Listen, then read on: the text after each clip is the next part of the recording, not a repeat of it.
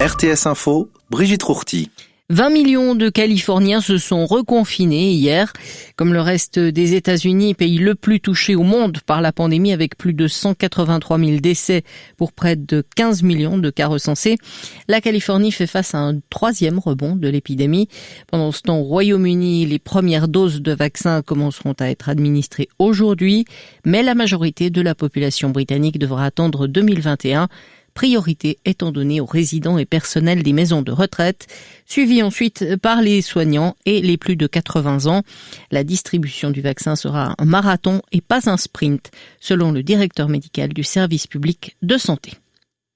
Sociétés écrans, transfert de fonds occultes, entreprises familiales discrètes, une étude décrit avec précision comment le califat du groupe État islamique parvenait, malgré la guerre contre la coalition internationale, à s'approvisionner en armes. Une ONG publie aujourd'hui un rapport détaillant comment le califat autoproclamé, à cheval sur l'Irak et la Syrie, a réussi à acheter des tonnes de matériaux explosifs, des équipements électroniques et autres drones sans attirer l'attention, montrant des exemples édifiants.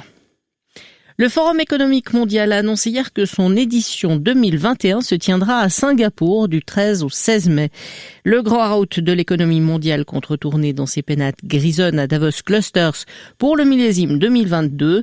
Ce changement d'emplacement, le site du Bürgenstock en Suisse centrale, avait été un temps envisagé pour remplacer Davos, reflète la priorité qu'accorde le WEF à la santé et à la sécurité des participants et de la population d'accueil, explique l'organisation dans un communiqué.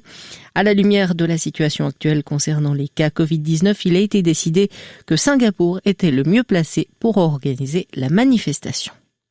La Suisse devrait durcir sa législation sur le tabac. Le national a empoigné hier l'examen de la nouvelle loi sur les produits du tabac qui vise à protéger les jeunes contre la publicité pour les cigarettes.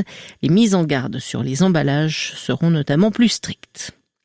En football, enfin, la Suisse connaît depuis hier soir ses adversaires pour les qualifications à la prochaine Coupe du Monde au Qatar. La sélection de Vladimir Petkovic devra affronter l'Italie, l'Irlande du Nord, la Bulgarie et la Lituanie. Mais pour obtenir son ticket pour le Qatar à l'hiver 2022, il faudra faire le plein ou presque. En effet, seul le premier de poule sera qualifié directement.